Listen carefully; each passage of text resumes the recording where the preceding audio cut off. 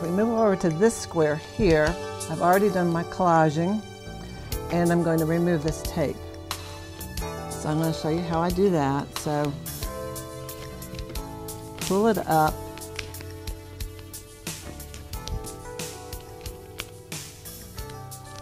to the border. Use your ruler.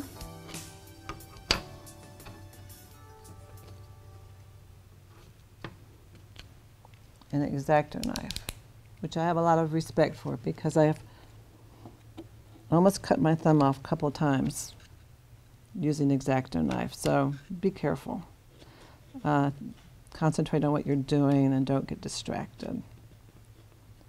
So what I'm doing is just cutting along the edge, cutting away the tape so that I can expose my quilt border.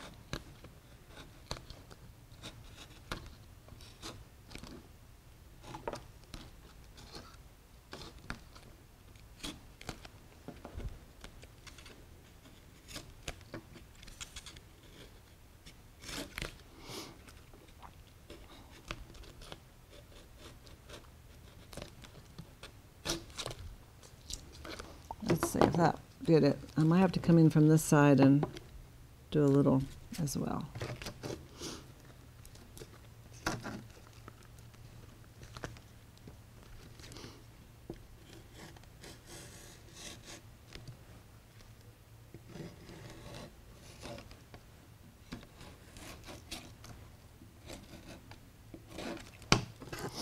Okay, so there's one side, and I'm going to lift up this tape on this side.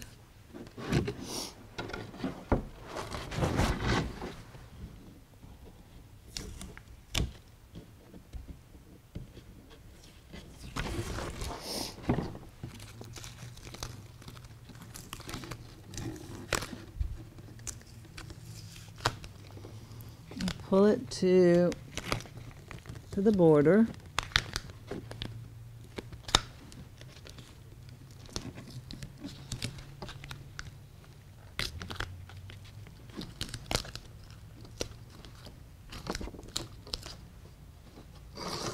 Ruler in and carefully cut that away. And I'm going to get it from this side too.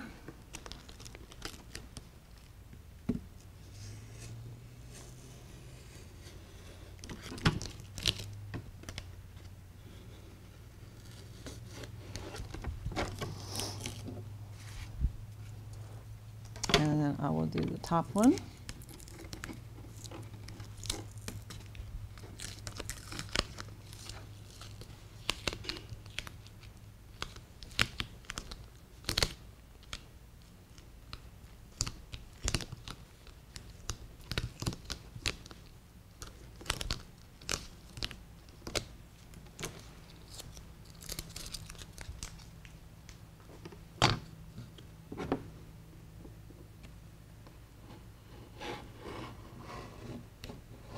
Along this edge and hit it from this end.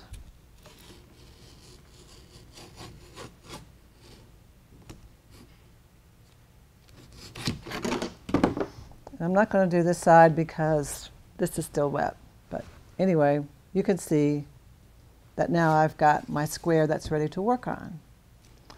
So I'm going to go down to this square that I've already cut the sides away, except for the top one.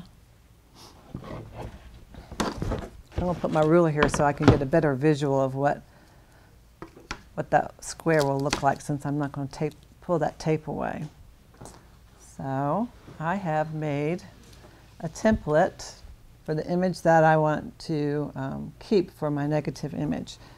So I'm going to put this template on this square and trace around it with pencil.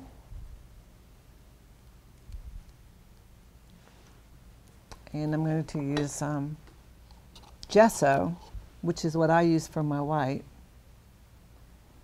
and paint paint around the edges of it. So what will be left will be the negative image. So I've traced my image.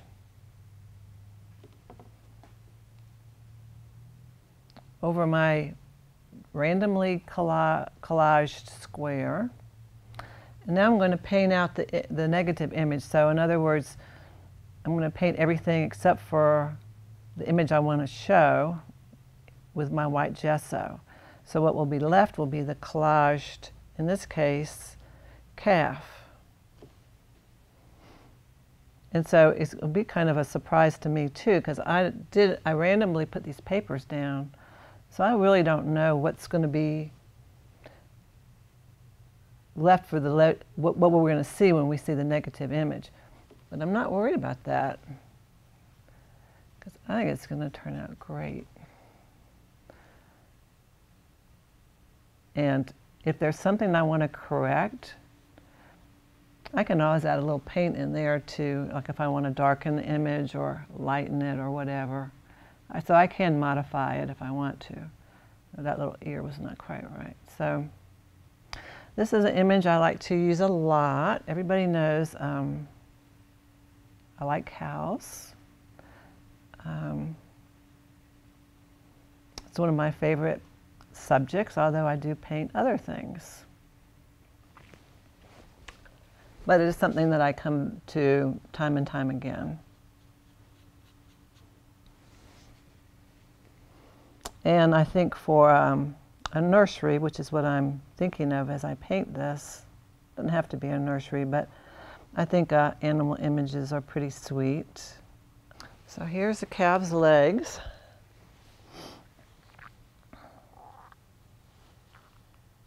Coming up.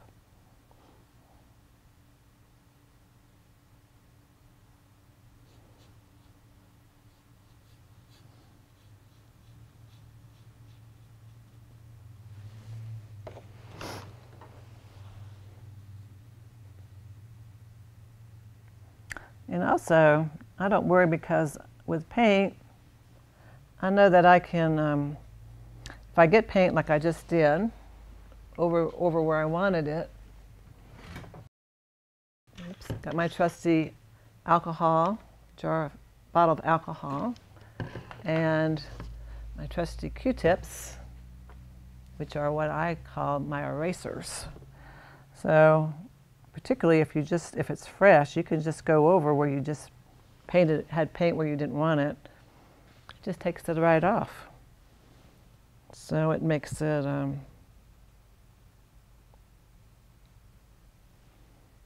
nice. You don't have to worry. You can just be more free and not worry about making a mistake.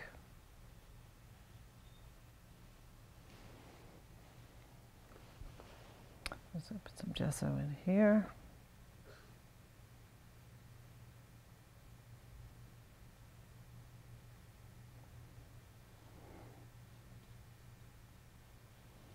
The cow's tail.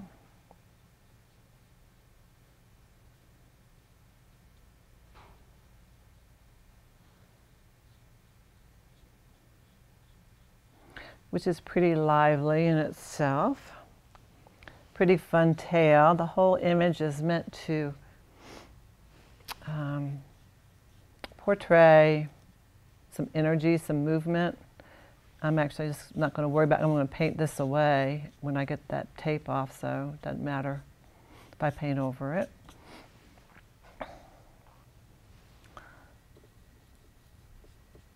These other borders I'll be a little bit more careful with. Whoops, went over that tail again.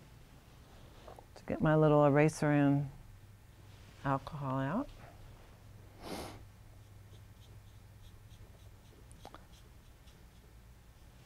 So this is, get a smaller brush, go around some of the edges a little bit better.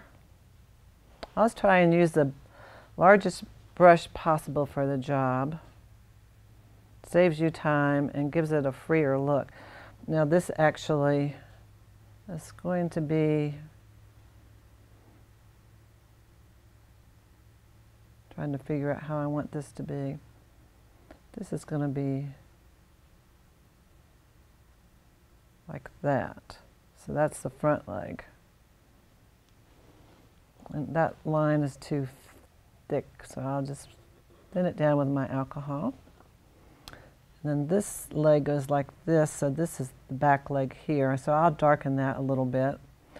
And then this is I'll just give a little delineation. I really wanted the shape to speak for itself, so you could tell just by looking at this shape that this is a calf, and the calf is running.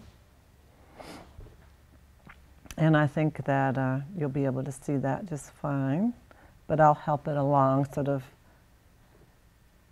give it a little bit more delineation. So I'll probably go over this white area another time to make it a little bit lighter and to give it a better contrast. But I'm also going to go inside the shape and give it a little bit more definition.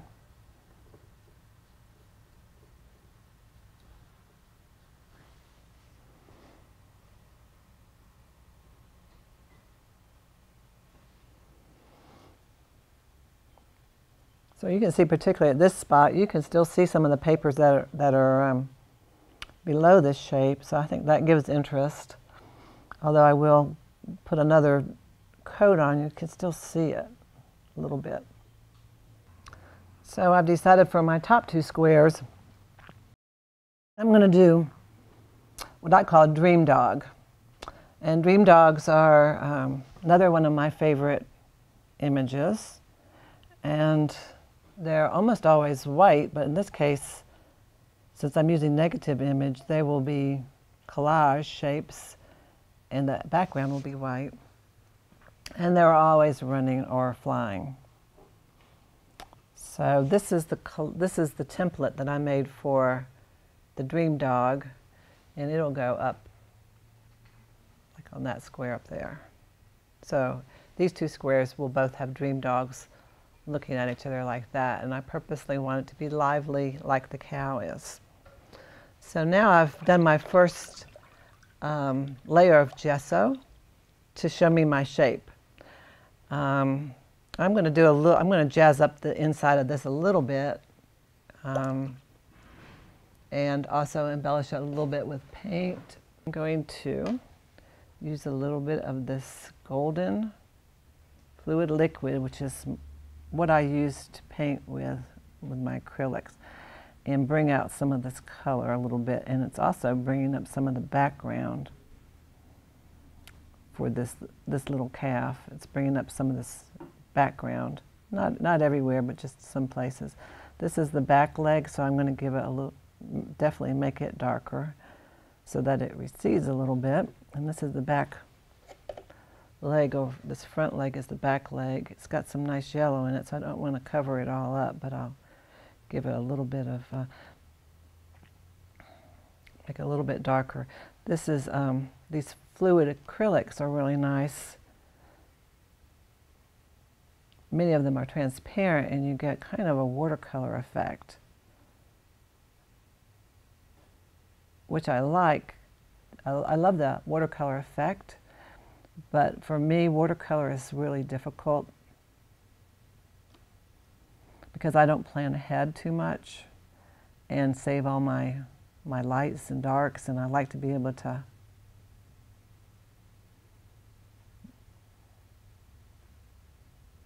know that I can go back over and create those with my paint. I'm just going to use a little bit of this to blend this in a little bit.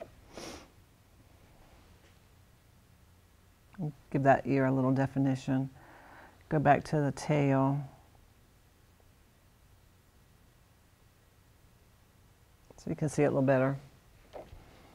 But this is a nice transparent color that will give a little bit of, I just didn't have enough darkness in that collage piece, but it did, I was able to capture some interesting pieces of the collage paper, I think.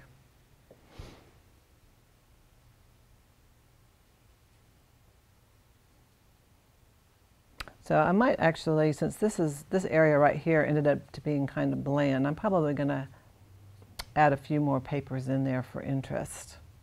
Bring it out a little bit. So I'll work on that. And actually, using this transparent paint is kind of bringing out the pattern that's below, or the papers that are below. It's making them actually a little bit darker. So I like that. So my next step would be, after I put another coat of gesso on and maybe put a little bit more paper in here, this is the square that's almost finished. So you can see I have painted stitches, and I actually have a card that's called the Painted Stitch for this line of quilting, painted quilting that I'm doing. So I paint this stitch along the image and along the square, just like a regular quilt would have, but this is my preferred venue rather than sewing, would be to paint the quilt. And so I painted, I did stitches around the calf, and I collaged a little bird on his back, which is sort of whimsical and fun. I also like birds, and I like to, this bird was cut from a piece of music, sheet music, which gives it more interest as well. And I usually like to cut my birds out from music because they are, just because of their bird song. And so I like to use that too. So this quilt, this square right here is pretty much completed. I started doing some stamping on the borders. I like to stamp. This is the stamp that I used for this particular border. It's got a nice star shape or sun shape kind of. So I'm sure I will do some more embellishments on the border. So once I complete these squares, put this template on, take the tape off this square and put the template on it and do the negative painting, I'll work on the borders.